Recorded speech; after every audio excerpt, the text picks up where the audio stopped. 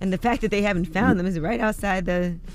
outside the jail. That is wild. There's got to be surveillance footage, right? Has to be. Yeah, they're looking at surveillance footage right now. They said the cars fled in different directions. All right, now Illinois has become the first state, since we're talking about Chicago, to require teaching Asian American history in schools. So that's the first state that has mandated that be part of their public school curriculum. They said a lot of the legislation around these kinds of curricular decisions are often symbolic. They are signals by legislators of priorities and where they stand and what's important to the state. What really happens on the ground is going to vary tremendously. So they have to teach the contributions of Asian American communities to the economic, cultural, social, and political development of the U.S., in addition to Asian American civil rights advancements, among other aspects of history. And Tyson Foods chicken is being recalled for possible listeria contamination. It's a massive recall. It first was announced on Saturday, and it now has grown by nearly 500,000 pounds. So they're saying almost 9 million pounds of frozen and cooked chicken products are part of that recall. That's in Walmart, Kroger, Target, Publix, H-E-B, and Wegmans. Those are among the retailers that sell Tyson branded fully cooked and frozen products. And there's also private label products that are part of that recall that were made for restaurants like Jet's Pizza, Casey's General Store, Marco's Pizza, and Little Caesars. Man, we at the point where we just need to grow our own chicken, don't we? Yeah, when you hear these recalls, do you throw your chicken out? Grow your chicken? No. No. I don't need But I'm just saying. I hear all these recalls. I've never been like, you know what, I got to throw the chicken out, babe. We've reached the point where we got to grow our own chicken. Get you some chicken seeds, plant the chicken seeds, water them every day, okay? And grow your own chicken. Well, each package of the recalled product has the establishment code P7089, and they have a full list of those products that are recalled on the USDA website and TysonFoods.com. Damn. All right. That is your front page news. Wasn't there something going on with the chicken before, though? Wasn't it a chicken shortage? Yeah, it was actually, chicken's been a lot more expensive, is what people were complaining about. Damn. Them cows, man. Them cows on them Chick-fil-A commercials going to have to stop telling people to eat more chicken. Yeah, and you could get you can get food poisoning from that. So if you have diarrhea, if you have a fever, those are... I don't think I ever threw chicken out when I heard a recall. I'm just thinking about it now. But if you have Tyson in particular, Tyson chicken, maybe you should. Well, that's the frying kills all the germs. Some of it is fully cooked. That's what I was That's always what they said. Frying kills the germs. I don't know where I was taught that. No damn chicken. But the frying kills all the germs. You fry the chicken, the germs die. Even the when I was a salmonella. kid, I never seen my mama throw out no chicken. By the way, don't listen to anything that anybody on the Breakfast Club is saying right now. This is just all, the way we've lived our lives. Correct. Well, they're saying do not eat these products, okay? You can return them or you can throw them away. I'm just being honest. Y'all ever throw out chicken? If there's a recall, remember there's always been like a recall on stuff like spinach or things like that. I will not eat it. Oh, please, take the spinach. You have the spinach. Take the Recall spinach. Recall it. Right. Recoli, I'm just trying to help y'all, okay? Whatever. It can be serious. You can get some real serious illnesses if you're pregnant, if you have a weakened immune system. I'm just giving you the warning. I'm with you, but I can't know. force you to throw it out. Mama and grandma's grease kills whatever's in that damn chicken. That I know. I never seen grandma or mama throw out no chicken. All right, but that's front page news. You seen them throw out grease? Nope. That's why. That's exactly why. That grease protects you from everything. Okay? Get it off your chest. 800-585-1051. If you need to vent, hit us up right now. Phone lines are wide open. Again, the number's 800-585-1051. It's The Breakfast Club. Good morning. The Breakfast Club. Wake up, wake up. Wake your ass. This is your time to get it off your chest. Whether you're mad or blessed, we want to hear from you on The Breakfast Club. Hello, who's this? For 2011 Jeep Grand Cherokee. I don't want to hear no Jeep Cherokee commercial, King. 2011. My bad, my fault. Yo, Rick, turn that down. Rick, turn that down. What's up, Rick? Sorry, man. Yo, it's good morning. Yo, if you ever ate from the deli in New York City, you don't need to throw away nothing, man. That's facts. Definitely don't do that. Facts. If you ever ate from the deli and drank a tropical fantasy, you are immune to everything. I'm with you. That's Fantasy. facts. I'm with you. I'll tell you something else that's nasty in New York. Them damn food trucks. You ever see the food trucks when they park them? Them things be covered in rats. That food be good, though. If you ever ate a New York hot dog, you are immune from everything, man. Throwing out chicken. Are you crazy? That's religious. Okay. All right. Well, I'm with you, Rick. I'm kind of with him. I told y'all. Hello, who's this? It's Rich from Florida. Rich, what up? Yo, Charlamagne is stupid, yo. My son, I just dropped my son off to school, and he asked me, what is Charlamagne talking about planting chickens? Planting seeds. When I heard that too, I ain't gonna front. I was like, Charlamagne from South Carolina, so I said it might be something different down there. I said growing chicken. He said grow chicken. You put seeds down, chicken to grow. He was just sitting here talking about we can plant chickens. Now he's in school telling people they can plant chickens. Well, first thing you need to teach your son is sarcasm, sir. By the way, Charlamagne, I don't know how many more yo-yo-yos you have left, bro. I think you need to start putting that on pre-recording. I know, right? Don't tell him that. It's getting harder and harder every day. Don't tell him the that. The older I get. I think you're right, though. Good morning, man. Peace, King. Thank you, brother. All right. They do got chicken seeds, though. You plant chicken seeds. Stop it, man. You grow whatever kind of chicken you want. Man. Grilled, teriyaki, fried. Stop it, man. Hello, who's this? Hey. Hey, good morning. Get it off your chest. Good morning. My first time, I finally able to get on what y'all is 103. It depends where you calling from. Where you calling from? Where you calling from? I'm calling from Boynton Beach. And from I what? want to get something off my chest. Okay. I don't know what that's at. Okay, so I want to get off my chest about the bitter baby mothers when their baby fathers move on with their life. And now all of a sudden you want to threaten the girl that they're with, their children, saying that, I don't like the bitch. I'm going to sue her. Yeah, I don't like all this subbing you doing, yo. Speak directly, okay? Speak directly or it don't matter. Who is this baby mama that's bothering you? Whose baby mother is bothering me? I'm Beyonce baby's mother. Baby's mother is bothering me. What's her name? Her name is Brandy. Now, what is he doing about this? He's saying his hands are tied because his my God. He got to handle that. Right. Everybody's scared to handle her because they feel like she's a paralegal and she know all of her work. But like I told her, you're the dummy because you started sending text messages threatening, saying if you see me and my kids, you'll shoot us in the face. So I called the police. Police say I can't do nothing about it until she threatens us again. Well, I don't want any violence to happen, but I think Brandy is trying to tell you that the boy is mine. Just shut up, man. Yeah, these are terroristic threats, and I will say this: your fiance has a responsibility to step up and figure out how to take care of this, and you can't be just alone with his hands tied and you dealing with it by yourself. Exactly, and all I want him to do is just step up and let her know, hey, I'm sorry, I don't moved on. Now you didn't want him because he wasn't good enough in your mother's eyes, but now he's over here. And we don't condition each other, and we don't step it up a notch and build business. Now you're bitter. Well, maybe you should talk to him. Yeah, and maybe Brandy thinks it's still something there. You know what I mean? I mean, that was almost, her significant other, but you need to tell Brandy almost doesn't count. How? After 7 years? I don't think you even need to be talking to this woman right now. I'm going to be honest. And listen, all of this stuff will not look good for her in court. So just make sure you keep a record of everything. And good luck, all right? I will. Thank you, guys. Have a blessed day. Get it off your chest. 800-585-1051. If you need to vent, hit us up now. It's The Breakfast Club. Good morning. The Breakfast Club. Wake that ass up early in the morning. Check out this Breakfast Club Rewind. Kicking it with Dame Dash. Now, last time you were here, we had a big conversation about ownership and being a boss. What are your thoughts about that now? Do you still feel the same way? Would you say? The reason I say that is a lot of people were upset the way that you said it, and some people agree with you. So I was. What are your thoughts on it now? It doesn't matter. That's a test, right? If you can listen to somebody despite the way they say it, it doesn't matter about my tone. It matters what I say. Mm-hmm. So if someone isn't evolved enough to look past their ego, because it's the ego that makes people offended. Mm-hmm. So what I wasn't saying don't have a job. I was saying don't have a job and not invest in something else. Like I said, as a result, I saw the whole world change behind that. At least within our culture, I saw an awareness. And sometimes, all the time, to make a change, you have to be disruptive. So that's the reason why I speak the way I do. Taking you back with the classic rewind. It's The Breakfast Club. I thought this was a podcast. Power 105.1. Back. You're checking out the world's most dangerous morning show. This is your time to get it off your chest, whether you're mad or blessed. So you better have the same energy. We want to hear from you on The Breakfast Club. Hello, who's this?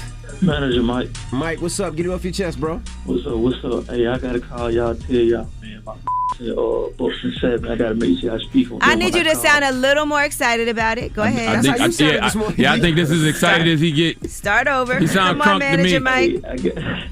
Hey, you know how it is early in the morning. You know how it is. You trying to sell something here? Let's go. Check this out, though. Come on. Hey, but now check this out, though. They Tyson chicken. I don't care how, but they go and recall. Like y'all said, that grease gonna fry it. That grease gonna fry it. Did it. What? Anything that we gonna still tear it up. You get that Tyson chicken and you scrape off whatever's on it and you drop it in that fryer. We good. Exactly. All right, man. Y'all have a good morning. Yes, That's sir. all you wanted to say. Check this out, though. Hello, who's this? He's not even up This yet. is Eric Gaston from VA, Virginia. What's up? What's up, brother? Get it off your chest. Yeah, I just want to wish my wife and myself a 25th anniversary today. Nice. 25 years we've been together. Congrats, brother. Married? Congratulations. Nice. Congratulations, King. Yes. Thank you so much, guys. And I love you guys, man. You guys make my morning every morning. Angela Lee. There you go. My man Charlamagne and DJ, please forgive me. Academics. Who is DJ? Please forgive me. DJ Academics. That's a good DJ name. DJ, please forgive me. DJ, please forgive me. Yo, DJ Envy, thank you. There you go. Don't worry, man. One day they're going to get y'all names right.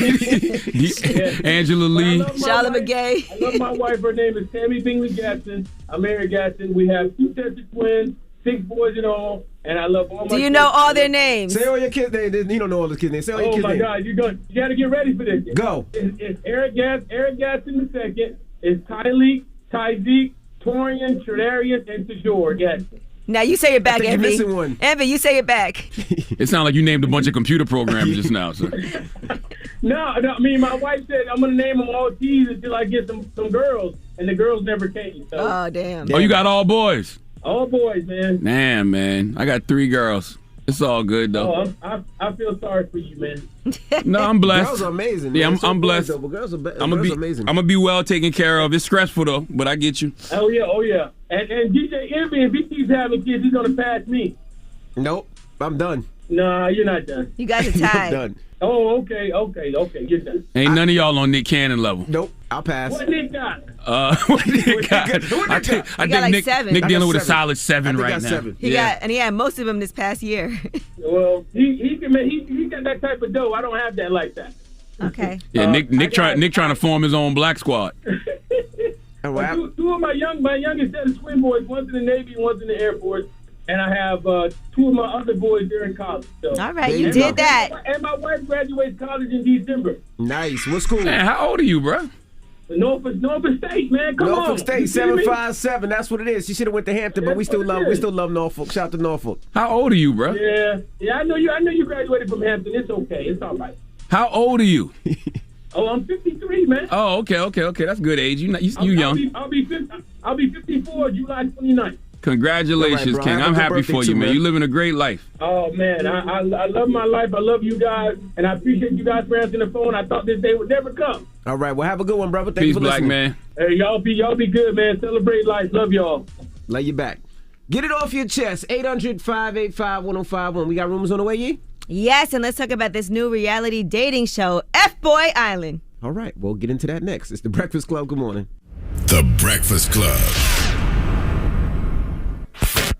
This is the Rumor Report with Angela Yee on The Breakfast Club. So listen up. So Power Book 3, Raising Kanan, has already gotten a 2nd season ahead of the series premiere, which is going to be on July 18th. Curtis Jackson can't miss, man. Dropping the clues bombs with 50 Cent. He can't miss right now. Red hot. Jeffrey Hirsch, who is the president and CEO of Starz, said one season isn't enough to tell the coming-of-age story of Kanan Stark and his mother, Rock, a fierce and successful woman who is a force of nature.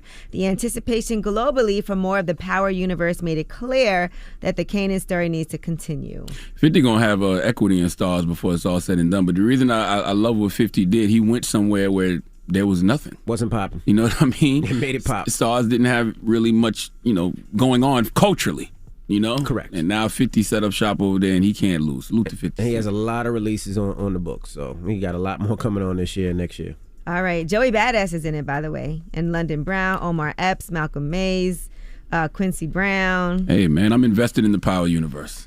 I mean, after Ghost, I'm invested. I mean, I loved Power, but once you saw the Ghost series, you're like, okay, I'm invested in the Power universe. Now let's talk more about TV because Bishop T.D. Jakes will be coming to Revolt. Now Diddy made the announcement with some breaking news with Bishop T.D. Jakes. I just lost everything. My girlfriend, the mother of my children passed. My best friend Andre Harrell passed. I was just in a dark place. I started like watching you. It gave me hope. Our whole planet has been going through some traumatic times, and now more than ever, having something uplifting that's rejuvenating for your soul is so important. And so that's why I'm so happy to be a part of Revolt and to have an opportunity to spread the love around. Come on now, you know I love Bishop T.D. Jakes. I love the whole Potter House. I watch Bishop T.D. Jakes every Sunday. I love Sarah Jake Roberts. She actually preached his past Sunday, and I know exactly what Diddy means when he said Bishop got him through. There's a sermon Bishop T.D. Jakes did about a month or so ago called Left for Dead. Man, that sermon made me change my phone number. All right, well, you can tune into Kingdom Culture every Sunday on Revolt TV. Hey, man, it's worth it. Now, since we're talking about TV and things that are relatable, let's talk about F-Boys. HBO Max has dropped a trailer for this new reality dating show, F-Boy Island. Listen to this. Ladies, the three of you are hoping to find love in this tropical paradise. I'm over the players. I'm at a point in my life where I'm ready for love. What you should know, there are 24 men. 12 of them are nice guys. The other 12, self-proclaimed F-boys. Bro, bruh. He's really cute, but he looks like he's gonna ruin my life. It's up to these three ladies and you at home to figure out who the F is who. Okay, I get it now, because I was sitting there thinking, why would you want to date an F-boy? Like, would you kiss an F-boy and he turns into a prince, but there's 12 F-boys, 12 nice guys. Right, so you don't know who's who. So the F-boys are playing that as nice guys. And the question is, can F-boys truly reform, or do nice guys always finish Yes, last? they can. I'm a former F-boy. F-boys can absolutely, positively evolve, but you have to want to evolve. That's right. Okay? Mm-hmm. Accountability is key. Well, the show is going to debut July 29th. And, you know, women always wonder, why do we like these guys? So you heard her. She said, is he going to ruin my life? I think it's a lot of trauma bonding, too. I think some women can be F-girls and not realize it. So I think it's a lot of trauma bonding, especially when you're younger. All right, now since we're talking about TV, let's talk about Shonda Rhimes and her deal at Netflix. Stupid. She has gotten a significant raise. Now let's talk about it. She originally, back in 2017, inked a deal, and the money for that was in the $100 million to $150 million range. Well, now this new raise will push her into the $300 to $400 million range. Stupid. So she's not going anywhere. Dropping a clues bomb for Shonda Rhimes. But it's the details of the deal, though. Like it covers so much things. All right, film, games, VR, branding, and merchandising, live events and experiences. I love it. All of that. Yeah, man. Shonda Rhimes did that. I mean, but you know that she's Shonda Rhimes #1. But when you're somebody like Shonda Rhimes and you go to Netflix and you deliver a hit show, their biggest show ever, right? Bridgerton. Yeah, Bridgerton is an amazing. I cannot wait for the next season. Although we are gonna miss what's his name, Reggae Jean. Mm-hmm. The guy that Envy wanted to play. I'm still waiting for my call, Shonda Rhimes. I know you're, kind of busy with the $300 million, but if you need somebody to replace Reggae, whatever you like to call him, Rashawn is ready. No shade, but no. Okay, and you've been rejected from F-Boy Island. You F-boy, get out of here. That wasn't funny. Oh, that was hilarious. I'm not laughing. All right, and Cedric the Entertainer is going to be hosting the Emmys for the first time ever. So that's going to be happening in September as the show returns to a live in-person format. There'll be a limited audience of nominees and their guests present there, but it should be interesting. He put out a statement. Since I was a little boy huddled up next to my grandmother, television has always been my reliable friend. So it is an enormous honor for me to host this year's Emmy Awards. Throughout the roller coaster of a year that we have all lived through, television has helped us stay connected as a society like never before. It not only entertained us, but as it always has, it helped to open our eyes, educate us, and hopefully brought about a better understanding of who we are as a people. I can't wait to take the stage to celebrate all of the great shows and performances that made us laugh, cry, dance, and sing over the past year. Well, salute to Cedric the Entertainer. I like that rumor report. All I hear is a bunch of black people in the industry winning. That's right. All right, that's good. Everybody get this money before democracy crumbles, so we can have money to move. And you can see this September 19th. Have you all watched his show, The Neighborhood? His No, comedy I on haven't CBS. seen it. It's really funny. Oh yeah. I've seen that before. That's old. Yeah, I actually watch it always on the plane. That's how I saw the whole series at once. All right. Well, that is your rumor report. And the nominations are going to be this morning, so we'll keep an eye out for those. All right. Salute to that. That's very inspiring. Salute to Shonda Rhimes. Salute to her team, though, too, because you got to have a great team to make things like that happen. Yeah, her team hasn't reached out to me yet, but I'm still waiting. Well, I mean, like her management keep waiting. Agencies, ICM. Salute to ICM. Mm-hmm. Now, front page news next. What are we talking about? Yes, and let's talk some more about these vaccines and what's going on now with Johnson & Johnson. Also, Pfizer, do you need to get that booster? We'll give you some info. All right, we'll get into that next. It's The Breakfast Club. Good morning. The Breakfast Club. Your mornings will never be the same. Hey, it's Angela Yee. Don't let weak hair hold you back. Carol's Daughter's Goddess Strength Collection supports hair as it gets longer for hair that's 15 times stronger after one use. Available at carolsdaughter.com and your local retailer. Everybody, it's DJ Envy, Angela Yee, Charlamagne the Guy. We are The Breakfast Club. Let's get in some front page news. Now, the USA Olympic team lost to Australia. Yes. What's going on with the team? Nothing. It's just a sign of the times. It's just a reflection of where America is. America, we don't lead in nothing anymore. Okay? Goodness We're the gracious. biggest manufacturers of noise on the planet. Did you That's watch the all. game or no? I watched the last 5 minutes. I don't even think they scored. I don't think the USA scored the last bad? 4 minutes and some change. Maybe I'm tripping. I don't remember them scoring. Did they look like they really want to play, or they just look like they're just going through the motions? I don't know. I really don't know. Okay. Like just playing ball and they lost. All right, what else we got, Yeezy? Well, let's talk about a child care fund for athletes who are mothers. Ahead of her 5th Olympic Games, Allison Felix is making sure mothers of young children like herself have the financial resources that they need for child care. So she's partnered with her sponsor, Athleta, and the Women's Sports Foundation. They've created the Power of She Fund Child Care Grants. This grant program has committed $200,000. They're going to help fund child care costs for mothers who are also athletes who have to travel to competitions. I love it. Dropping the clues bombs for Allison Felix. I said her name, right? Right. Allison Felix. All right. Now, the U.S. FDA has issued a warning of an increased risk of, I don't know if I pronounced this right, it's Guillain-Barré. It's a rare neurological disorder that you could get following the Johnson & Johnson vaccine. There were 100 preliminary cases of the syndrome reported among the 12.5 million doses administered. They said 95 of those cases were serious and required hospitalization, and there was one death. Recall that Johnson & Johnson vaccine, okay? You can't fry that and make the germs go away. You can't get that back. All right? I thought they already recalled the Johnson & Johnson vaccine. And then they said it was okay to use again after they paused it. They paused lied. it. And then they said that, listen, we now can't they figured even out use the something else baby is wrong. powder. I don't know if I want to use the...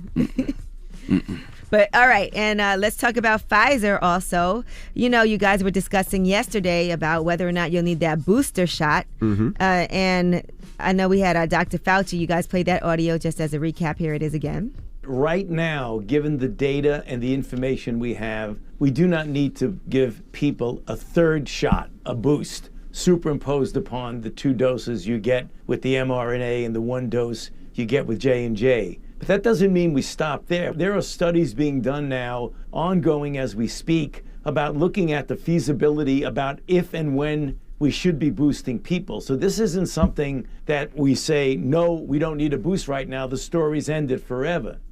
Now, Pfizer last week had planned to ask to authorize a booster dose, but yesterday they had a briefing from Pfizer with the Health and Human Services, and they said they're going to continue to discuss when and if these booster shots will be needed in the future. But as for now, they're saying you don't really need to get that booster shot. That you should not order booster shots for people who are already vaccinated, while other countries still haven't gotten their vaccines for COVID-19. Yeah, that's not how this works. Y'all can't even convince people to get the first 2 shots. Now you want to add a third? No, thank you.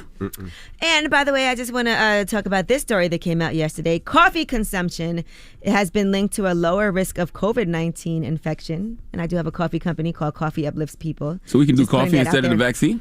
Well, no, they're saying at at least 1 cup daily was associated with a lower risk of infection of COVID-19, according to a study. Now, they did an analysis of nearly 40,000 participants, and they said that there was about a 10% decrease in risk of COVID-19 compared, if you didn't have a cup of coffee a day. The best part of waking up? So 1 cup of coffee, by the way, because as I told y'all before, coffee does have a lot of great properties. They have antioxidants, anti-inflammatory properties. And there's a lot of health benefits to drinking coffee. So what I just heard was if you drink coffee, you don't get COVID. That's what I heard. Folgers over Pfizer. No, what's your brand call you? What's your brand? Coffee uplifts people. Bring the cup. Yes. But that's the acronym, right? Yeah. Okay. But what I will say, it's a 10%, okay? It gives you 10%. Nope. That's not what I heard, G. I heard coffee kills COVID. I will say anything that you can do to lower your risk is important, right? And I don't even like coffee. Do we sniff it or drink it? I think you would like coffee. And I just want to give you some advice. If you're not a coffee drinker normally, what I do is I do a shot of espresso on the rocks with some almond milk in the morning. It's delicious. Let me order me a shot right now for COVID. Take that with some sea moss, I'll be straight. Yeah, because when people drink coffee and saying there's things that's not good, it's because they add a lot of cream, they add a lot of sugar. I don't add any of that. So coffee straight kills COVID is what you're telling us this morning. Y'all sound like Donald Trump right now. I just want to tell you out there. Nobody sounds like Donald Trump. I would never, ever put out false information, but they did lower the risk by 10% in this study of 40,000 people. Okay, so if I drink, let me get this right. If I drink coffee, it lowers the risk of me getting COVID by 10%. Yes. According to these studies. So I need to drink 10, 20, 1 cup. It says 1 cup. If I drink 10 cups, though, that's 100%. That's 100%. That's what I heard. Well, listen, if you get the coffee uplifts people, then yes, drink 10 cups a day. Pass the cups, ye. No, but I would not say drink 10 cups of coffee a day. Goodness. I'm just putting that. I will if it kills COVID. No. There's somebody out there right now like, give me 10 cups of coffee. I just want to let y'all know that. The Breakfast Club said 10 cups of coffee. All right, that's your front page news. Let me get out of it. That's right. It'll kill COVID, but it'll give you a heart attack. Right? Okay? Woo. All right. Well, thank you, Miss Yee. Drink coffee. All right. Now, when we come back, where can they get your coffee? CoffeeUpliftsPeople.com. There you go. All right. Now, when we come back from the Ghetto Boys. That's right. Willie D and Scarface will be joining us. Yes, they launched a new podcast called Ghetto Boys Reloaded on the Black Effect iHeartRadio Podcast Network, and they're celebrating 30 years of We Can't Be Stopped. We Can't Be Stopped came out 30 years ago, July 9th, I believe. All right. Yeah. We'll get into that next. It's The Breakfast Club. Good morning. The Breakfast Club. Morning, everybody. It's DJ Envy, Angela Yee, Charlamagne the Guy. We are The Breakfast Club. We got some special guests in the building. 2 legends. Scarface and Willie D from the Ghetto Boys. Welcome, brothers. What's up, fam? How y'all feel? Man, blessed, black, and highly favored, man. How y'all feel? There it is. There it is. Now, Faith, you're not here because you back in Houston. We hearing some good things, though. We hearing that you may be getting a kidney transplant soon. That's why you couldn't travel. Is that true? Hey, man, they might call me in a few minutes. Really? Really? So tell us about it. Well, Friday they called me and let me know that I was a match with my son. So with that said, it's any day now. Wow. How old is your son? He's 30. 30. Yeah, they go that chump right there. Now, hold on. Are you Brad Jordan Jr.? No, that's Chris. Christopher Jordan. Man, your daddy must have been a great daddy for you to want to give up your kidney. I ain't gonna go that far. I ain't gonna go that far. He said I ain't gonna go that far. Damn it, man. I ain't gonna go that far. How did you even, how did your son even check to see if you were a match? Because you've been looking for a match for a while now. So how did that come about?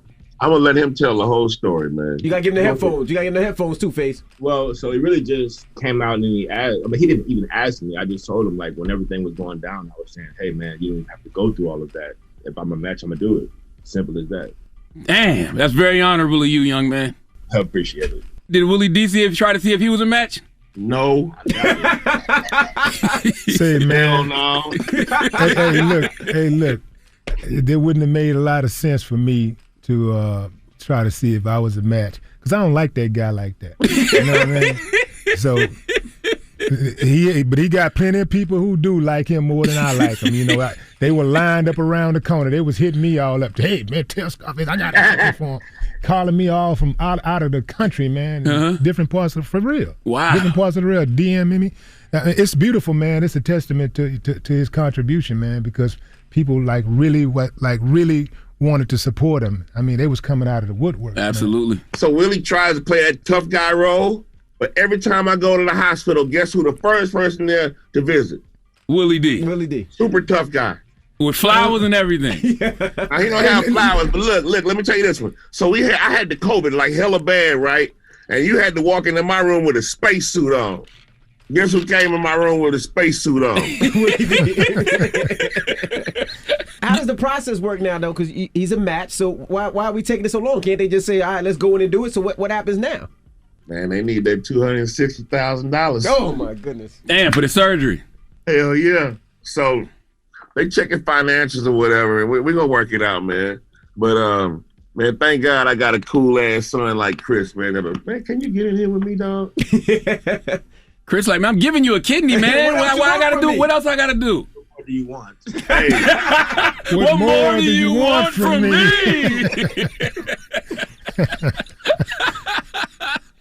So now you guys got a podcast that you guys are working on. Tell us about this podcast and how you guys got connected on this podcast and even thought about doing it.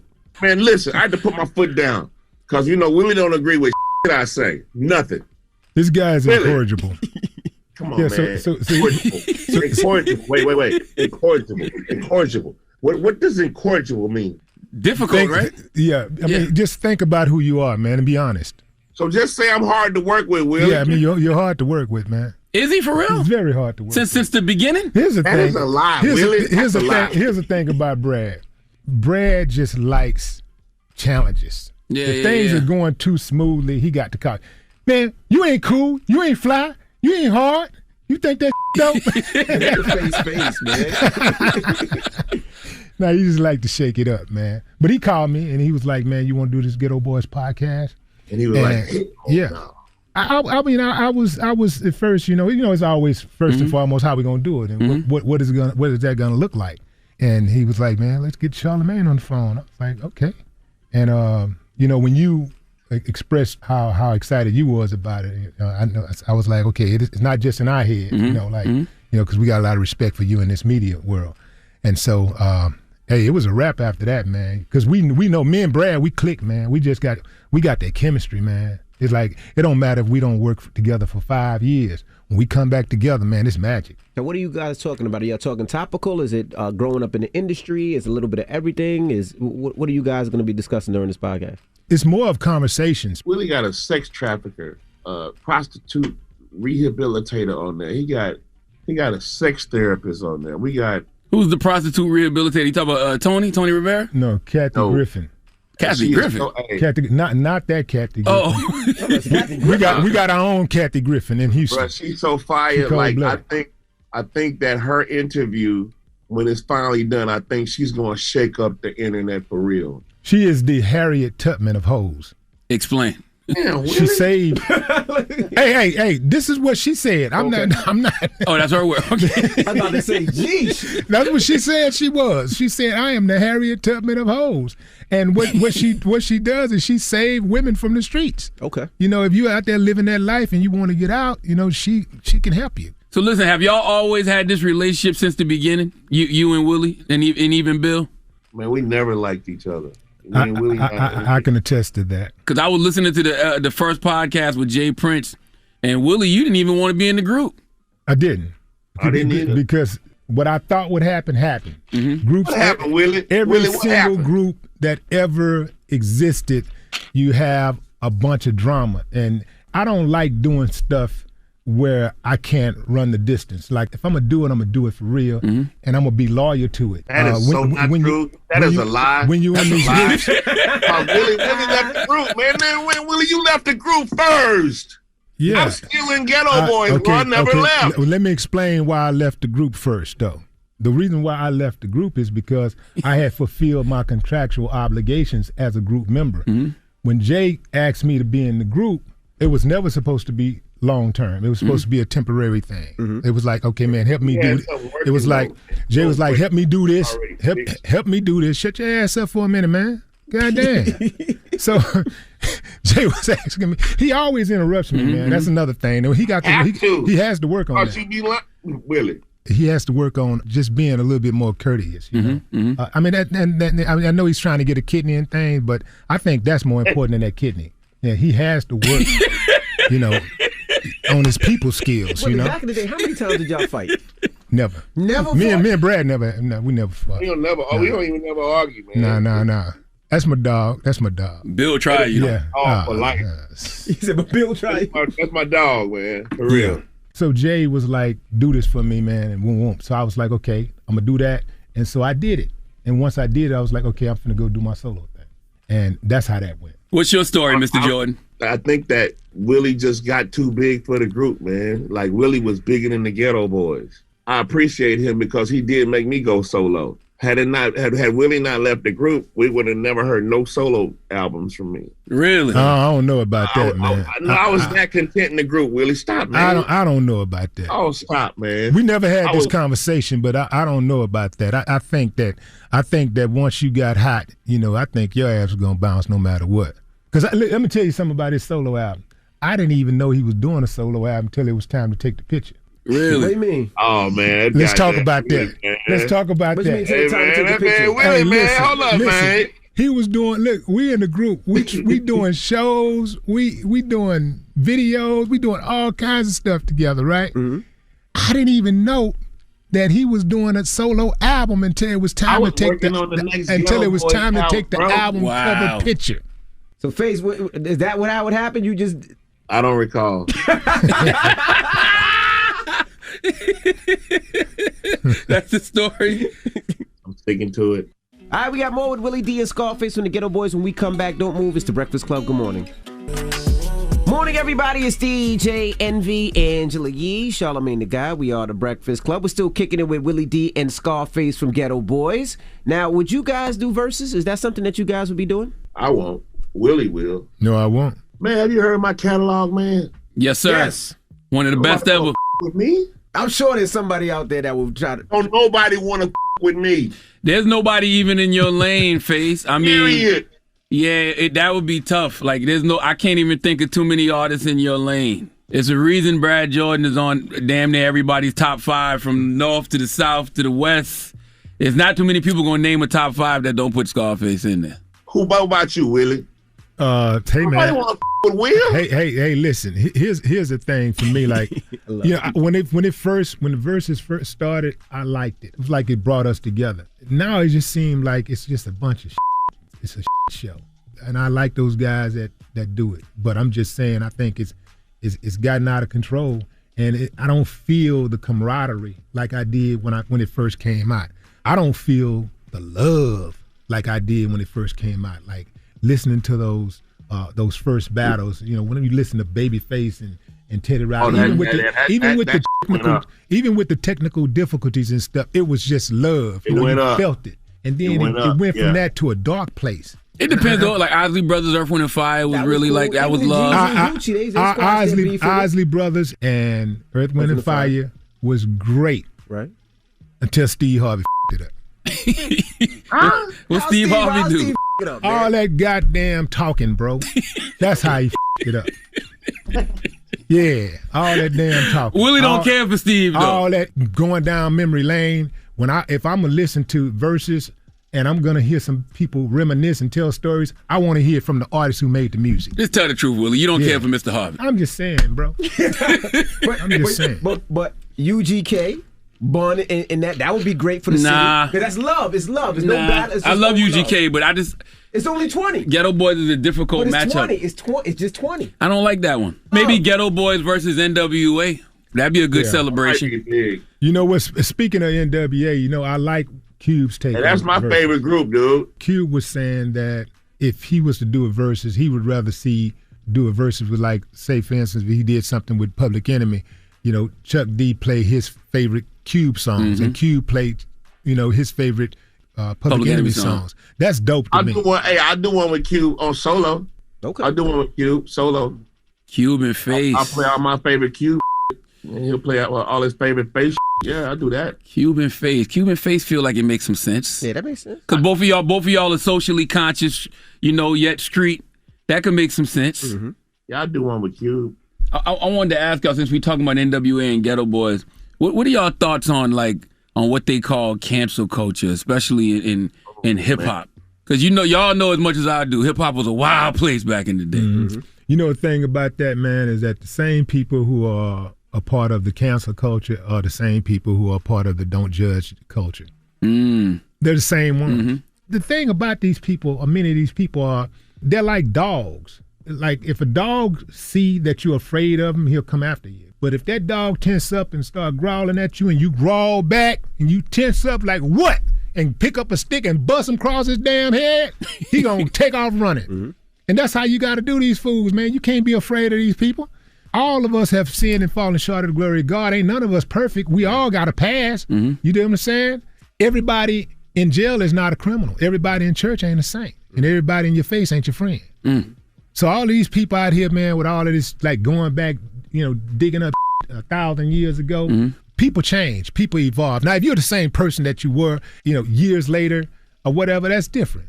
Is there any lyrics y'all listen back to y'all's and cringe from years ago? I do. Bald head hoes. Oh, come on, Willie. That's the jam. Yeah, I know. But here's the thing. Here's the thing. I'm gonna tell you why I cringed though. Like when I made the song, I thought that I was going to discourage women from wearing weave and stuff like that, right? Because this was the very beginning. This is like when just only like you walk in the club, 4 or 5, maybe 3 women got weave in the head or whatever. So I'm thinking I'm finna discourage. I'm finna make this movement, man. I'm gonna make this song. I'm just gonna throw out every insult I can think of. And man, that shit was like pouring gasoline on fire. Really? I mean, and people had all of these different stories about the song and when they heard it and whatever. And people having fights in school behind the song and stuff because people would tease anybody that had some hair challenges or whatever. They'd be teasing them or whatever. And even the thing that make me a little cautious about that, though, is that I remember I received a letter from a fan once, and she told me that when her boyfriend and her broke up with her when she was pregnant. And she was in a really bad state, and she was suicidal. She said she listened to Bald Head Hoes every day, and it made her laugh, and it saved her life. Wow. And like out of all of the songs we made, when we actually sometimes go into these sessions and we think, man, this song is going to save some people. This song is going to be great. I never thought Bald Head Hoes would be that song, Really, I don't believe you. What you don't believe, man? I don't believe that girl wrote let her talk. I don't believe that. Well, you don't believe a lot of shit, Brad. That don't mean it's not true. Face, what lyrics do you have of yours that you listen to now and cringe? I got a song called The B Word, and I made a cap and I said she don't give a about the ring, the kids, the 15 years this spring. She'll in the house and the bed y'all about. Leave your sheets full of drip stains. Wash your off and bounce. I feel bad about that. Why? Because he was lying. But the thing about all those records, man, y'all was making records with the information y'all had at the time and the knowledge and wisdom y'all had at the time. Yeah, that's true. That's true. You can't be mad. You can't hold yourselves accountable for those. Yeah, man, but I feel bad with my mama here, though. True. Nah, I get it. Now, did you have an issue with Mark Lamont Hill and his stance on Bill Cosby? Yeah, I did, man. Be good.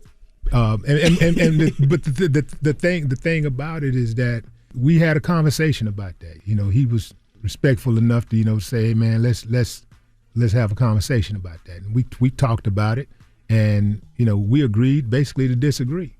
I feel like we have a problem, getting on code. Whether you think Bill Cosby is guilty or not is besides the point, because we have to understand there's such thing as symbolism.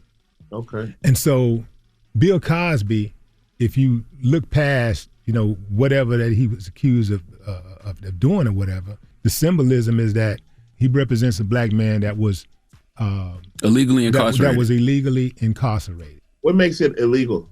He did a prosecution agreement where they couldn't prosecute him for his crime. Well, then he need to double back and sue the state. I'm sure he will be. Now, do you think y'all would ever run for Houston City Council again? I am. You are? Okay. If I run again, it won't be city council. I'll probably run for a commissioner position or something like that. And it'll be a few years down the line. Because I definitely got to get this felony off my record. All right, we got more with Willie D and Scarface from the Ghetto Boys. When we come back, don't move. It's the Breakfast Club. Good morning. Morning, everybody. It's DJ Envy, Angela Yee, Charlamagne the Guy. We are the Breakfast Club. We're still kicking it with Scarface and Willie D from the Ghetto Boys. Charlamagne? I think y'all need to do something about We Can't Be Stopped, man. Y'all got to spend at least an hour just talking about, like, the making of that album, the highs and lows of that album when y'all did it. 30 years is a big deal, man. The funniest thing about that album is, like, we went through a lot making that album. Cause you know that's when Red left the group. Willie and Red left the group on the same album. Wow. So was me and Bill, yeah. Red left the group first, man. Like Red got a check from Rap-A-Lot and cashed it, bro. And ended up getting married, and then 2 or 3 months later, it was like his wife didn't want him in the group no more. Damn. Bill got his eyes shot out. We in the hospital, and Bill is full of painkillers or whatever they give you when you get your eyes shot out. Mm-hmm. And they put Bill on the gurney, man, and pushed Bill in the hallway, and me and Willie. That was the album cover. Yeah, that was a real shot. Wow. Who took that picture? Do y'all remember? Yeah, Cliff Lodge. But who orchestrated that picture, Willie? I don't give a he better die or not. He gonna snap this shot. Say, man. Who said that? First of all, we went to the hospital because Bill got shot. We ain't tripping on no record coming out of nothing. Mm-hmm. We like going in to check on our homie, right? That's true. That's true. Now, we get there and we find out that Bill is okay. He gonna survive, but he lost his eye. Mm-hmm. He's heavily medicated. I go in, check on Bill, he's all right. In my mind, I'm thinking, okay, revenge. Bill say, well, don't hurt her. It was my fault. I made her shoot me. Oh, so really? At this time, I ain't even tripping now, like on the girl. I'm like, okay, everything cool. He lost his eye. We gonna be all right. Now, we go back downstairs and we're huddled up. Where was I at, Willie? Where was I at? You were there somewhere. I don't know what the hell you was. I ain't standing there looking at your ass like that. Okay, go ahead. This dude right here, man, I swear to God, man. Where you come from, Willie. man? What's going on, man? We're downstairs and Cliff is like, what we gonna do about the album cover? Oh, Lord. And I said, we can take it right now. He ain't dead. And so he said, who's gonna ask him? I said, I'll ask him. Man just got shot in his eye. Let's take this album cover picture right now. You know why I had that mentality? Because we said we can't be stopped. Right. Boy, this is so bad. What? but listen. Okay, so either you're gonna be stopped, either you can be stopped or you can't be stopped. God damn it, which one is it? Which one is it? I'm so sick and tired of these soft ass fluffy motherfuckers around here. Mm-hmm. Everybody hard, everybody real, everybody gonna come through. And then when it's time to be real and come through and be hard, everybody, oh man, I don't think we're Willie, gonna you just got shot in his eye, Willie. Nah, man, we got a damn album to do, bro. We got an album cover. That's black people in a nutshell. Nah, man. We gonna swim through our trauma. We talking about soldiers, bro. Yeah. We talking about soldiers. We ghetto boys, man. We can't be stopped. Face, you look like you don't agree. He don't agree with a lot of. He don't agree. Hey, it was a legendary cover. That's a legendary cover. He don't agree with a lot of things that I say, man. But hey, oh, man, Willie, I agree, man. Okay, cool. Now go ahead. Nah, you go ahead. I swear to God, man, this dude is one of the most difficult people that I've ever met in my life, man. Who more difficult, him or Bill? God bless the dead. Willie's making me out to be the bad guy in the group, man. Nah, I guess we all were bad, to an extent. I would love to see them 80 years old. I can't wait. At a barbecue, telling these stories, still arguing. I can't wait. Forget 80. I like them now. That's why the podcast is. Oh man, listen, man, and then I'm done talking about Willie for good. But we had a concert and somebody grabbed Willie's foot while he was on stage. What happened? Kicked him in the head. Why'd he grab your foot, Willie? I can't remember, man. It's instincts. When you're on stage and you're doing your thing, you don't really be tripping like that, man. You just be focused on what you got to do, and then somebody grab your leg and react. You just look down and make sure that they not doing nothing to your foot, man. But Willie kicked them in the head. Yo, I can't with these two. Man. I don't even know why Face told that story just now. He was like, you ain't gonna make me out to be the bad guy. Listen. Let me tell you why I told the story, man. Like, Willie's the bad guy. He's the bad guy. First of all, I am not the bad guy. I am the guy that periodically does bad things. That does not make me the bad guy. Get a Ghetto Boys contact. Reloaded. Definitely check it out, and we appreciate you. When does the podcast drop? Every what? It's every Monday. Every Monday. Before we go, I want to thank Charlamagne for keeping my ass out of trouble. And two, I want to tell you the last story, and then we can cut this off. But man, Willie's the bad guy because, well, he ain't that bad. But I remember this fight that him and Bill had one time. Here we go. We was in Mississippi. Okay. And we was in the limo. And him and Bill got to arguing, right? Mm-hmm. And Bill said trench coats and gangster. And then him and Willie D had a fight. Who won? Really, Envy? I think Bill might have got Will that year. I was thinking if they in the limo, I don't know. If they're in the limo sitting down, I don't know. We don't remember that. Bill duked him up. Hold on. No, I'm lying, y'all. Don't. But Willie, did you take it easy though? Because you was like, man, Bill, it's Bill, bro. I mean, a fight is. And Willie did a Golden Glove now. Willie said the fight is a fight. Yeah. You a Golden Glove, right, Willie? Yes, sir. Willie is Golden Glove. Ask Willie Mill.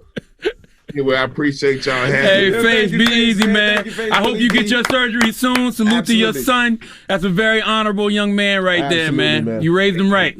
Yeah. Shout out to Charlamagne and Envy. Hey, the Black Effect, man. Thank you for the opportunity. We appreciate that. Nah, thank you, Face. Hey, Face, thank you, Face. You always show up for me, man. You did the forward for my last book.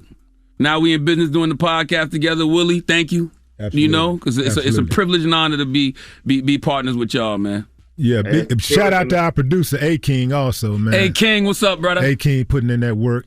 And shout out to Wonky Power Studios. Absolutely. Mario, Memo in the building. All right. Yeah. Well, it's the Breakfast Club, Scarface and Willie D. Thank you, brothers. Peace, King. Yeah. Hey. It's about time. What's going on? Rumor report. This is the Rumor Report. Talk to him. With Angela Yee on the Breakfast Club. Again, this is Red's second day here. He turned a little red. You might hear some things. This is first week. What do you do? I was out the room. What do you do? Don't worry about it. He just pressed the wrong drop for a second. We're not gonna put too much pressure on him. No, not too much pressure on Red. Red turns red pretty fast. He got till Friday. This is the second Is that day. why his name is Red? Yes. We give him till Friday. So we're gonna let Red live. So just letting the people know Red is a new board op, and if you hear little things, he's doing his thing. It's taking a little time though. All right. Yeah, yeah. Well, let's talk about Stephen A. Smith. He is facing backlash, and that's for saying Shohei Ohtani needing an interpreter is harmful to Major League Baseball. Here is what he said. This brother is special. Make no mistake about it. But the fact that you got a foreign player that doesn't speak English, that needs an interpreter, believe it or not, I think contributes to harming the game to some degree when that's your box office appeal. It needs to be somebody like Bryce Harper, Mike Trout, those guys. So, yes, there was a lot of backlash from that. So was he saying that other people need to be the stars? No, I think he was just saying, from what I saw yesterday, he was saying that, the fact that he needs an interpreter and he doesn't really speak English keeps him from being the face of American baseball. Which is something I've heard before, like in regards to like boxers. I've heard that like about Canelo Alvarez and Triple G. They always say like if they could speak English, they'd be like the biggest stars in boxing. They said that about Latino baseball players too. Sometimes I was going to say, there's a lot of people who don't speak great English, and sometimes they said they can't be the face of the franchise because they can't necessarily speak. I've heard that before. Yeah, I've heard that. I don't watch baseball. I think baseball was much better when everybody was on steroids. So, but I've heard that before. All right. Well, he did double down on his statements. Here's what he said. People are misinterpreting what I'm saying. I'm not talking about the state of the game. Baseball's a great game, a great sport, and some of the greatest players in the world are foreign players. That's not what I was trying to say. I'm talking about the marketability and the promotion of the sport. If you are a sport trying to ingratiate yourself with the American public the way Major League Baseball is, because of the problems that you've been having to deal with in terms of improving the attractiveness of the sport, it helps if you spoke the English language. I've literally heard that a lot of times, especially in regards to like boxers, Canelo Alvarez and Triple G. Yeah, I hear it all the time about baseball, but we get what he's saying though, right? I don't think he's saying anything crazy. What he's saying is for baseball in America, I think it's easier to sell an American player. That's what he's saying, right?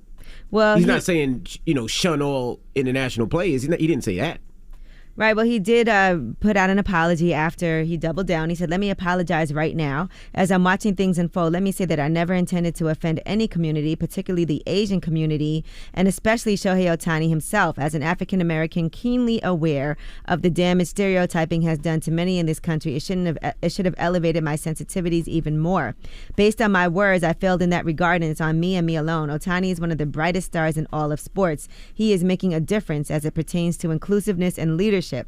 I should have embraced that in my comments. Instead, I screwed up. In this day and age, with all the violence being perpetrated against the Asian community, my comments, albeit unintentional, were clearly insensitive and regrettable. There's simply no other way to put it. I'm sincerely sorry for my angst I've caused with my comments on First Take this morning. Again, I am sorry, and I'll happily reiterate these words more extensively tomorrow morning as well." I mean, well, if you felt like you should apologize, that's on him. You know, that's all personal decisions. But I mean, I've heard that before. Yeah, you know, also I heard that about, even though they speak English. Remember in wrestling, the Ultimate Warrior and Bill Goldberg? Like, you know, they weren't great with the word play as Rock and Stone Cold were. So people always said that's why they never got to that level of stardom. Yeah, but baseball is a bunch of huge international players, from the Yankees having Tanaka to so many different international players. Remember when that are Hideki great. Matsui was at the top of Matsui, yeah. Major League Baseball? They had I feel like they had a plane named after him and everything. I don't know none of these people y'all talking about. I know Barry Huge Bonds, international Mark stars. McGwire. And I remember But that's the reason why. Sammy Sosa. a lot of But that's the Japanese reason people why, were though. coming They were on out to the steroids games and knocked the ball out the park. just to see them play too. So. All right, now the baby actually finessed some teenagers who were trying to finesse him. Well, he put them up on some game. He went on Instagram and he shared video footage of himself. He was trying to purchase candy from these two teens. They said they were trying to raise money and they tried to swindle him. Listen to this. What you going for the box? 200. I mean, What like you 400 charge every for? day. What you charge for? $2. I mean, like 400 every $2, day. so add this up. How that's 200? Let's count. It's 34 something. Exactly. What's 34 times 2, my boy? It ain't 200. It ain't even $100. You give me 1, 2. What, they $2 a piece? $1 each. I bet. You gotta use your head, man. You was trying to play, but I was gonna bless you anyway. You'd have got the 200. Now you got $2. Dropping the clues bombs for the baby for being a frugal Carolina Negro. Okay? Well, so they tried to charge him $200 for the box of candy, right? So there were 34 packs of candy in the box, and then they said they charged $2 for one pack. I would have shot. So 2 times 34 is 68. The baby just walk out of a truck with all that jewelry on. That's the problem, though. They I did know. that because it's the baby. I mean, that's all they did. I get it. How much that box? 200. They put the rapper tax on the baby, and guess what? The baby probably would have gave him 100 and said, "Keep the change anyway." He told him he would have did that. Hey, don't do that to people, I would man. tried it too, man. The baby papa. How much that box? 200. I don't like people that do that. They see you, and because of what you do or who you are, they think that they can overcharge you, and you just gonna pay. No. All right. Well, I mean, it was nice of him, too, to even say how much for the box. That's when you say, well, let me see. Hold on. Let me calculate. Sometimes people throw numbers out too fast, too. That's what he threw it out too fast. He should have calculated a little better. All right. Well, that is your rumor report. All right. Thank you, Miss Yee. I get it. I'd throw it out, too. The hell did you just do? Did you just mix with your mouth? I'm thinking about it. I'm like, I would have did it too. I'm thinking, watch the baby. He spends a lot of money in strip club. I'd have threw out 200. No, you can't do that, man. Just charge the you price. Walked away with $2. I would have walked away with $2. The baby was gonna bless you. I promise you, he'd have gave him $50 or something and said, "Keep the change." Give him $100 and say, "Keep the change." I guarantee he would have did that. All right. Well, who are you giving your donkey to? You know, let's talk white fragility. 4 after the hour. We need Abigail Elphick to come to the front of the congregation. We'd like to have a word with her. All right. We'll get to that next. It's the Breakfast Club. Good morning. The Breakfast Club. Your mornings will never be the same. Hey, what up, y'all? It's DJ Envy. The General Insurance understands that no one's perfect and we could all use a break every now and then. The General works with you to keep you covered and will always treat you with respect. Call 800-GENERAL or go to thegeneral.com. Some restrictions apply. This is a miracle. There is no question that there are problems in this country between police and community. Yes, you are a donkey. To the latest on that police killing of a black man. Now to new developments in the deadly spa shooting rampage. And yesterday was a really bad day for him, and this is what he did. And so we are in a state of emergency. Okay, white supremacist violence is and always has been the number one threat to our society. But I'm also very proud that my wife is white. The Breakfast Club, bitches. All right, Charlamagne, please tell me, why was I your donkey of the day? Hey, donkey of the day for Tuesday, July 13th goes to Abigail Elphick. Boy, when I tell you the mayonnaise is heavy on this one, I'm talking Hellmann's on Hellmann's on Hellmann's. I mean, this is a high-fat condiment made from egg yolks, vinegar, and lemon juice if I've ever seen one. If you ever wanted to know why too much goddamn mayonnaise ruins the dish, this is it. Now, I am a resident of New Jersey, a native of South Carolina, resident of New Jersey. All my kids are Jersey-born except for my first one. She was born in Manhattan. Here I go oversharing again. I'm saying all that to say, in New Jersey, there is a mall that my wife likes to frequent. She used to frequent often, not as much anymore, and that is Short Hills Mall. Angela Yee, you're a frequent I am. Visitor of Short Hills Mall. I was just there last week. How would you describe Short Hills Mall? Is it high-end? Yeah, it's very high-end. It has a Neiman Marcus. Yes. It has Chanel. They got the Herm store, the Louis Vuitton. Tiffany's. Yeah. Christian Louboutin. The Louis Channel Vuitton. store. They even have Dior, Prada. Restoration Hardware, full store there. Yeah, high-end stuff that I can't pronounce, nor do I care to learn to pronounce. Though. They did close Saks, yeah. No, I can't pronounce none of that stuff. My mom used to work in that mall. Fendi. Okay. I only care to pronounce black-owned luxury brands correctly, but Short Hills is a high-end mall. But this weekend, they were infiltrated by the ghetto. I mean, seriously, they might need to vaccinate the whole mall because Abigail Elphick pulled up and displayed a lack of class, education, and manners. I mean, just dangerously ratchet-ass behavior. I am currently reading a great book called My Grandmother's Hands, Racialized Trauma and the Pathway to Mending Our Hearts and Bodies, and Chapter 7 discusses exactly what we saw on display in Short Hills Mall, and that's white fragility. Also, the title of a great book by Robin DiAngelo. Now, what did Abigail's ghetto ass do? She ferociously attacked and attempted to maul a black woman. I don't want to mess this sister's name up. Her name looks like a store that's way too expensive in Short Hills. What is it? Ijeoma Ukinta? Ijeoma Ukinta? I think Beyonce got that new Ukinta bag, don't she? Oh, no, that's the Telfar. That new Ukinta not in yet. But Queen Ukinta was just trying to buy some damn clean drawers. All she wanted was some no-show cheeky panties, maybe some corded thong panties. Maybe she was getting a 5-pack of cotton lace waist cheeky panties. I don't know, because it doesn't seem. Panties, bro. Well, I have a wife. Sorry that you don't know. I don't know. You wear them the way right? you know too much. Okay. Jeez. But I don't know what kind of panties she bought because it doesn't seem like she got the opportunity to do this because she was bombarded by this thug named Abigail Elphick, okay, who was chasing her around the store and then charged at her with her hands open ready to strike. Oh, Abigail chose violence for $500, Alex. Until she realized that Queen Ukinta was recording, okay? Recording the whole exchange. Now, what happened when Abigail realized Queen Ukinta was recording? Mayonnaise. All right, that's what happened. Just mayonnaise spread all over everything in Victoria's Secrets. Would you like to hear the type of white fragility that has been sending black people to early graves for years? Well, listen.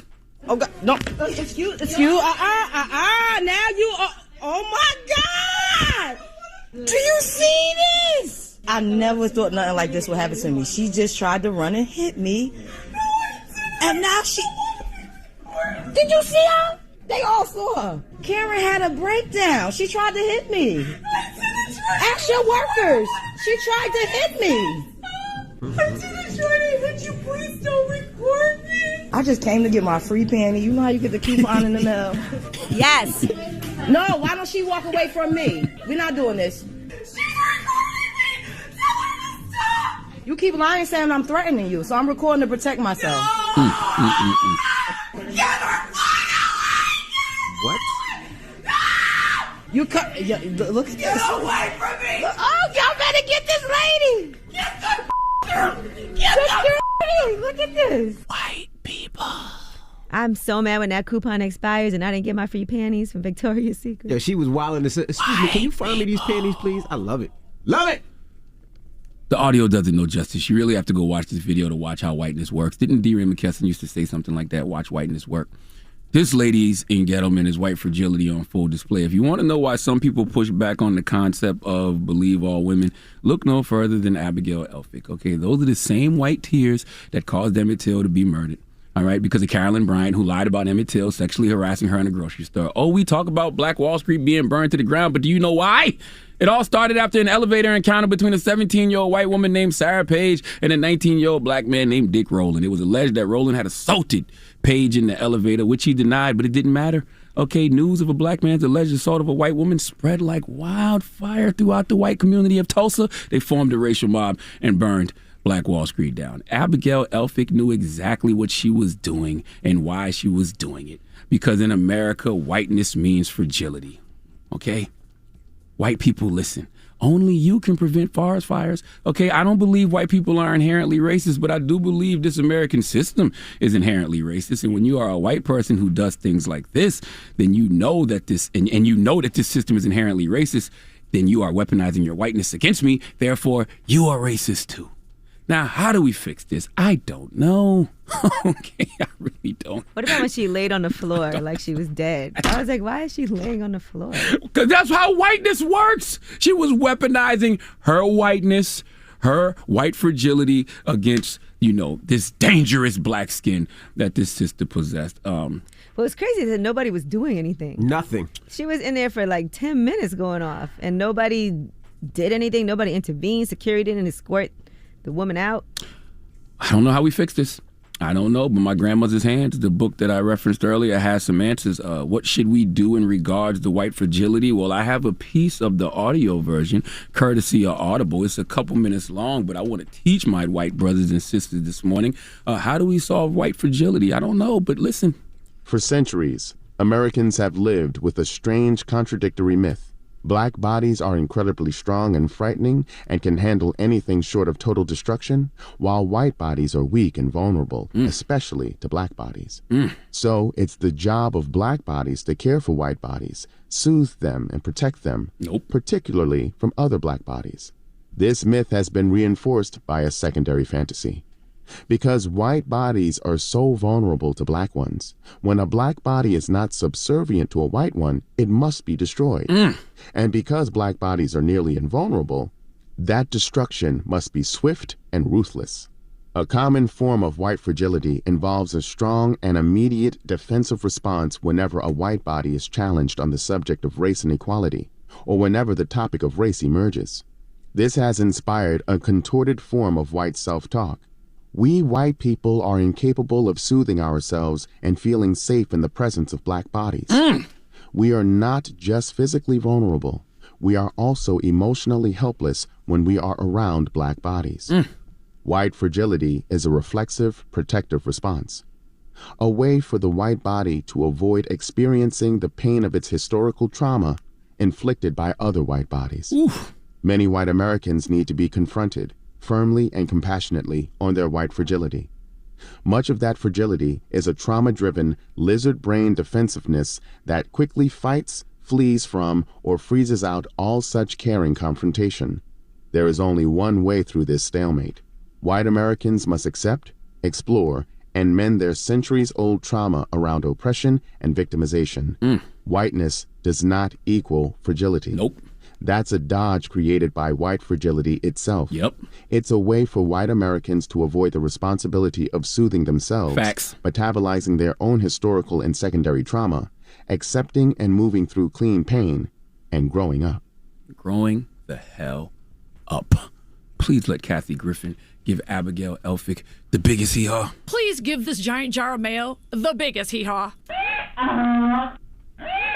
Let Chelsea Handler get in on this, too. I know she got something. Hee-haw, hee-haw. That is way too much Dan mayonnaise. That's right. Chris Rock got anything to say? No, that, God damn it. Cracker ass, cracker. There you go, Chris. That Chris. I'm talking to both Chris's, okay? Goodness gracious. All right. Well, thank you for that donkey today. Now, when we come back, let's open up the phone lines. 800-585-1051. Now, Stephen A. Smith, you have a clip of what Stephen A. Smith said, brother? Let's play what Stephen A. Smith said. This brother is special. Make no mistake about it. But the fact that you got a foreign player that doesn't speak English, that needs an interpreter, believe it or not, I think contributes to harming the game to some degree when that's your box office appeal. It needs to be somebody like Bryce Harper, Mike Trout, those guys. Let's open up the phone lines. What are your thoughts? 800-585-1051. Stephen A. Smith basically said the international player does not speak English. He needs an interpreter, and he feels like that can hurt the game of baseball. Let's talk about it. It's The Breakfast Club. Good morning. The Breakfast Club. It's topic time.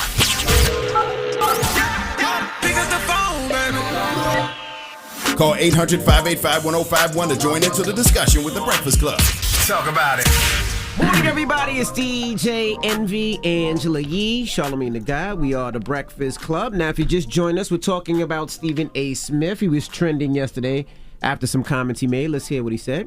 This brother is special. Make no mistake about it. But the fact that you got a foreign player that doesn't speak English, that needs an interpreter, believe it or not, I think contributes to harming the game to some degree when that's your box office appeal. It needs to be somebody like Bryce Harper, Mike Trout, those guys. All right, so we're asking 800-585-1051, what do you think of his comments? We'll start with you, Yee. What do you think? Well, I didn't like what he said at the end, that other people should be the face and it shouldn't be Shohei Ohtani. But I will say this, I looked it up, and he does speak English.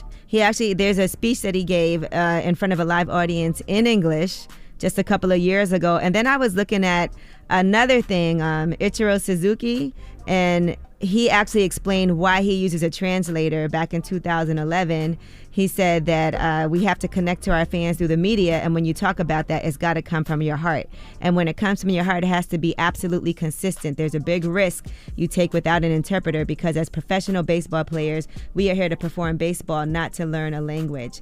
And I think the other problem was Stephen A. Smith also said to learn English because it's easy, right? Later on during First Take, and so people had an issue with that also. Well, first of all, let me tell you that I hate baseball. That's first and foremost. Okay, it was way more exciting when everybody was on steroids. That's number one. But I don't know if what Stephen A. said was offensive, because I've heard this same rhetoric before. I've heard it in regards to boxers. You know, I love boxing. I've heard it in regards to Canelo Alvarez and Triple G. They say that if they spoke English, they'd be the biggest boxing stars in the world. I still think Canelo kind of is, personally. And I also feel like I've heard commentators say that if some of the European stars in the NBA were white American, they would be bigger. So I understand what Stephen A. was attempting to say, but I would have to talk to somebody who's offended by what he said to get a better understanding of why they feel like, the things he said was offensive. Look at all the Twitter comments. Somebody said that Shohei Ohtani is responsible for the 10 highest viewed regular season games this year. And they said he shouldn't be considered a face of baseball because he needs an interpreter. Kindly piss off. That's what somebody said. I mean, it's easy to say that, but aren't baseball ratings down? Like, yes. haven't TV viewership numbers and stuff been low for baseball? I mean, that's another point Stephen A. Smith made. I don't know why the reason for that is, but I mean, if there is these superstars in the league and there's a disconnect between them and the audience, that could be a reason. I mean, they're all stars, but in my opinion, watching baseball and watching the kids watch the sport, to me, there are no super duper stars. Like, when you think of Derek Jeter, he was a super duper star that these kids wanted to be. When you think of, you can go back to Don Mattingly, Mark McGwire, Jose Canseco, Barry Bonds. These was kids that I don't see that now. Well, they say this guy, what's the brother's name that we talking about? Shohei Ohtani? Yeah, I mean, they say numbers-wise, his talent is through the roof. But you don't know the brother's name, and he's one of the biggest. But I hate baseball. But you know Derek Jeter. You heard of Derek Jeter before. You heard because of all Mattingly. The chicks he smashed.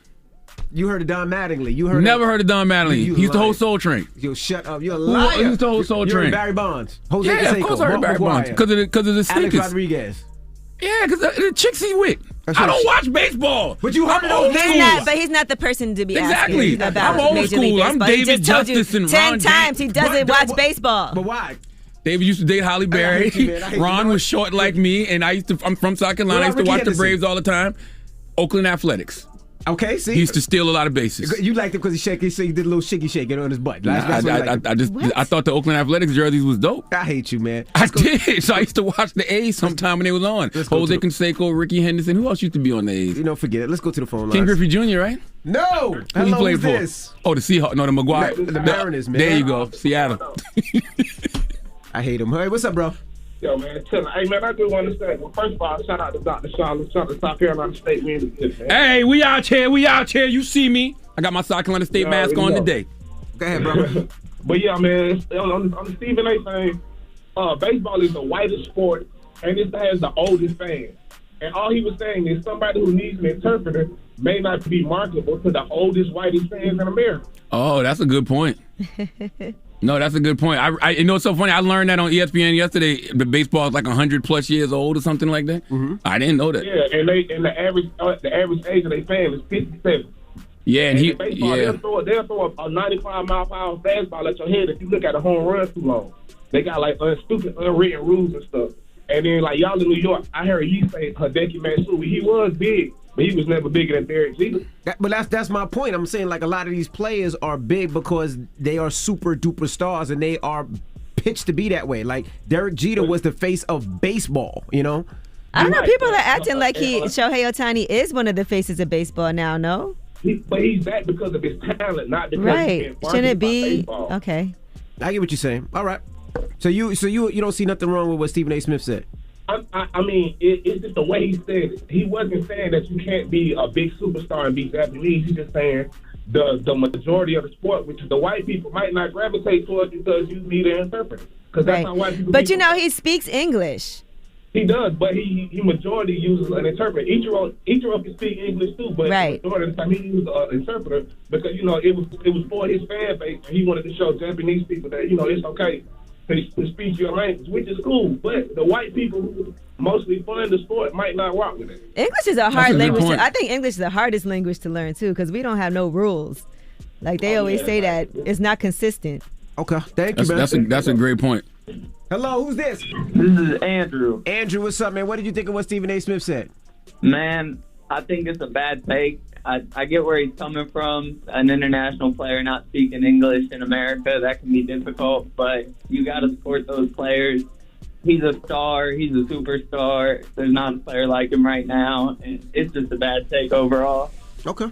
Well, since you watch baseball, I want to know what's the disconnect. Why are baseball ratings dropping?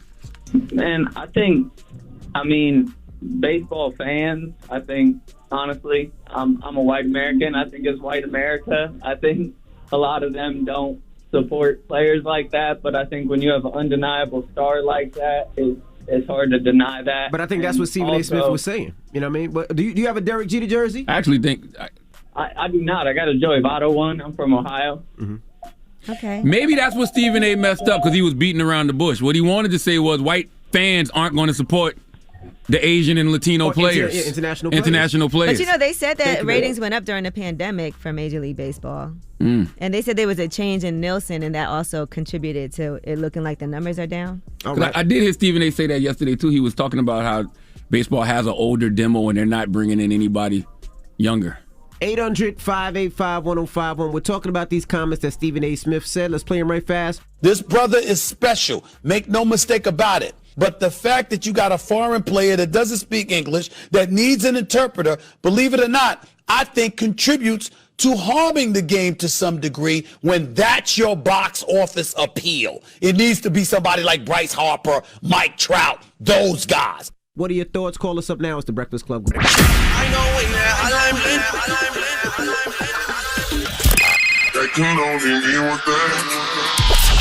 Call me. Add your opinion to the Breakfast Club topic. Come on. 800-585-1051. Morning, everybody. It's DJ Envy, Angela Yee, Charlamagne the Guy. We are the Breakfast Club. If you're just joining us, we're talking about Stephen A. Smith and these comments that he said.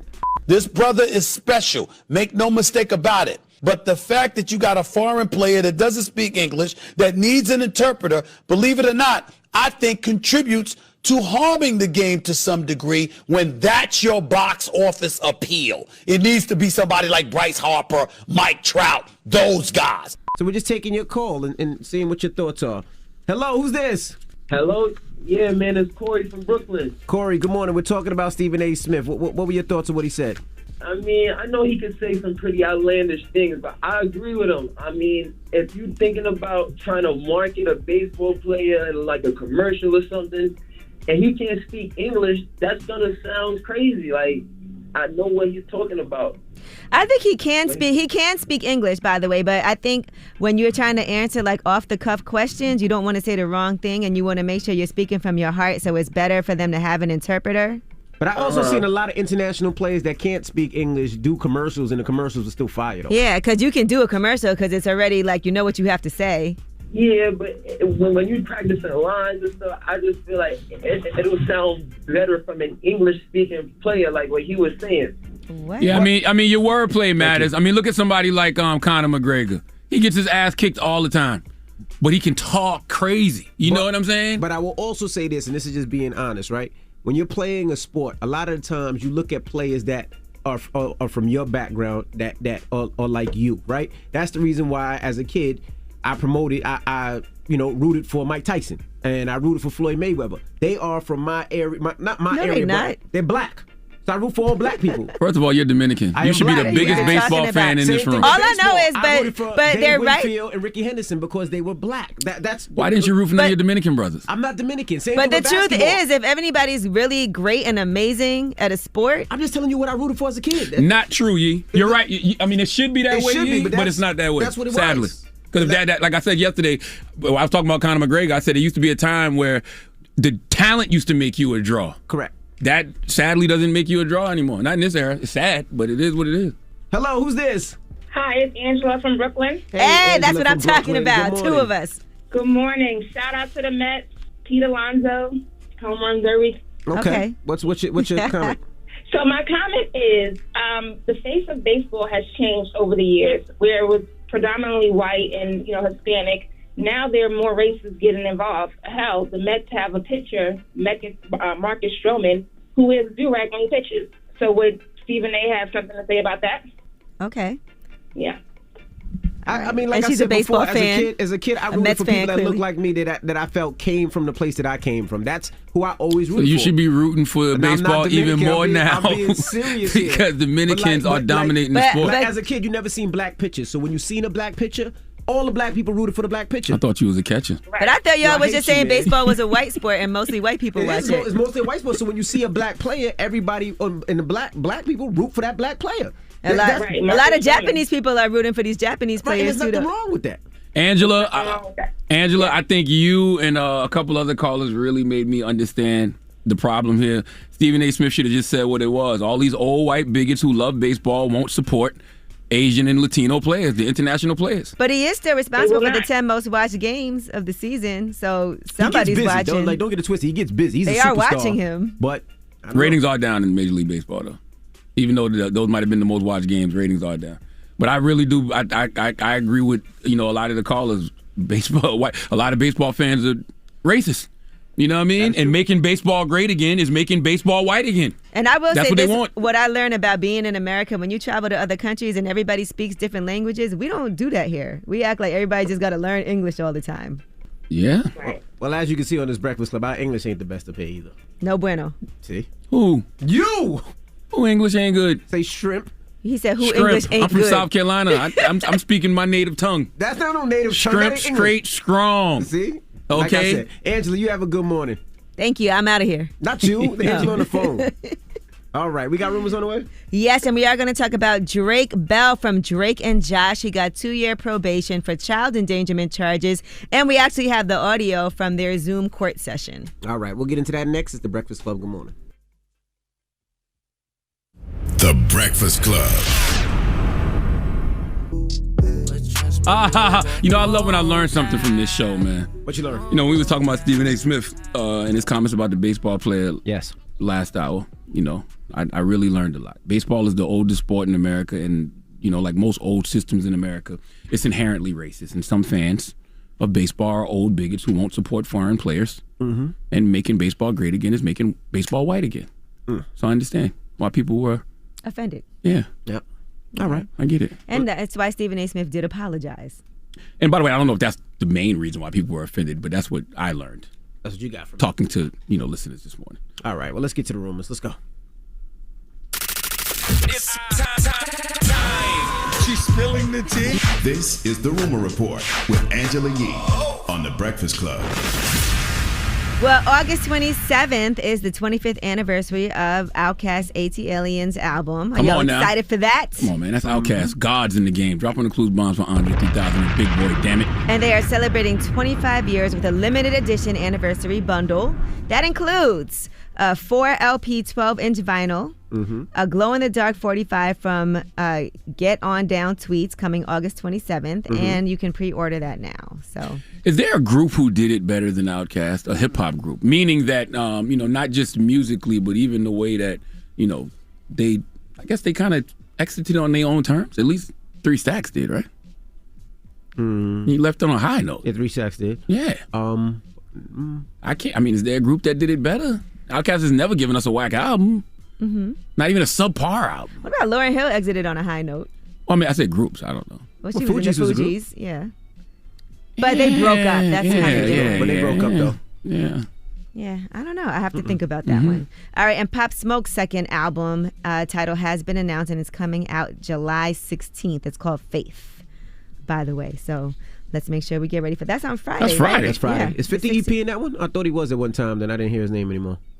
I'm not sure. I just saw that Stephen Victor posted it. Okay. And there's also a trailer that was announced last week, too. I'm nervous about this one. Why?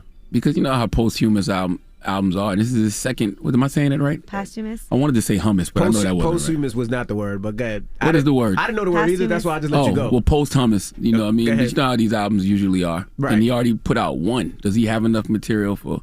Do they have enough material for a second one? Let's hope so. I mean, the first one was popping, so we don't know how much music he recorded either. That's true.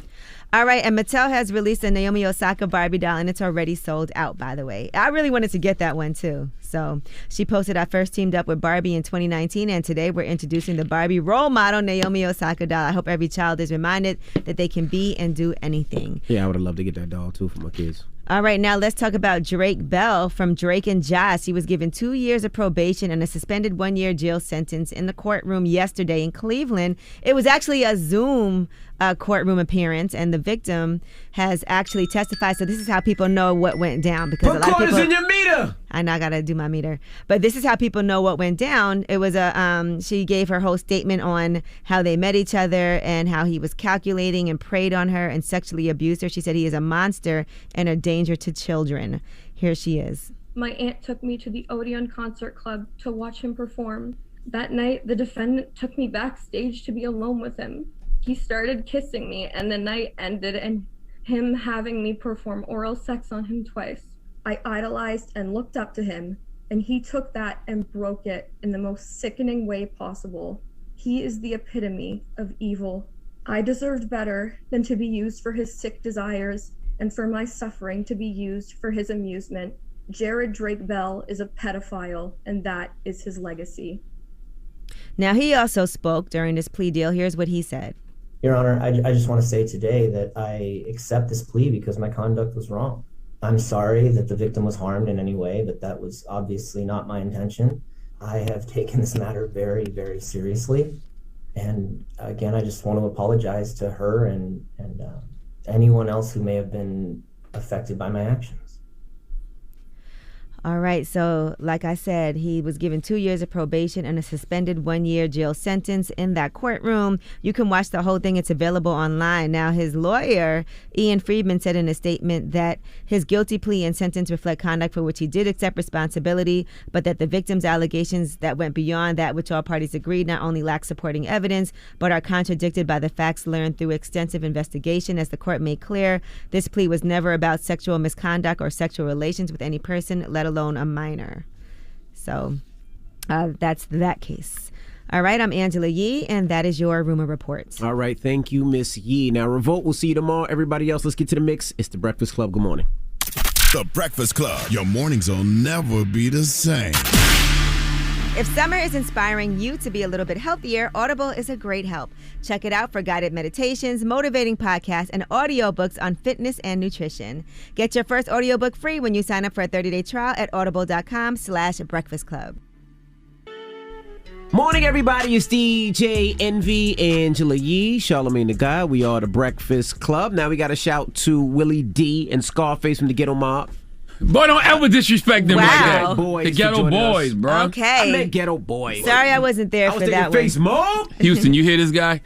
Salute to Willie D and Scarface, though, man. Make Legends. sure you subscribe to that Ghetto Boys Reloaded podcast on the Black Effect iHeartRadio podcast network. They just actually put out a new episode yesterday, or maybe this morning. I think it was yesterday, with Dr. Boyce Watkins. The first episode has Jay Prince. Second episode has Dr. Boyce Watkins. So salute to the Ghetto Boys, man. Willie D, Scarface. I love both them brothers for different reasons. You know what I mean? Willie D always hits me up, you know, to check me if I need to be checked, or just to encourage me, you know, when he sees me doing things that I should be doing. And Scarface, he wrote the foreword for my second book, Shook One, Anxiety Playing Tricks on Me, because, the subtitle is based off Mind Playing Tricks on Me, because if you ever listen to that song, Mind Playing Tricks on Me, all of those brothers was dealing with, severe anxiety, maybe some paranoid schizophrenia, all of that, so salute to them for always showing up for me. All right, when we come back, we got the positive note. It's the Breakfast Club. Good morning. Morning, everybody. It's DJ Envy, Angela Yee, Charlamagne the Guy. We are the Breakfast Club. Now it's time to get up out of here. And I just want to thank everybody in New Orleans. I was in New Orleans for the past few days for my Drink Fresh juice product being in 20 Rouser stores, and they've already placed a reorder, doubling their first order. So that's really exciting. And thank you to my boy Larry Murrow at Treehouse. We had a nice event there with DeLeon and Ciroc just celebrating the juices, because they are great as mixers as well. Why buy that premium liquor and mix it with nasty mixers that are not good for you? So that's all. I had a great time. Thank you, New Orleans. I love it there. So and Angela Yee has a coffee that cures COVID. That's right. Coffee uplifts people. Place your order. And you can get that, by the way, in Whole Foods and Stop and Shop in New York, and also in Rousers in New Orleans as well. So that's exciting. All right. Well, you got a positive note, Charlamagne? I do, man. I saw this morning on the homie Anita Kopak's page. Anita Kopak, her book Shallow Waters comes out August 3rd on Black Privilege Publishing. But I saw her repost something from Heels and Clutch, and I love this because it's all about accountability. Real self-love is when you start calling yourself out on your own in order to grow. Breakfast Club, bitches! Y'all finished or y'all done?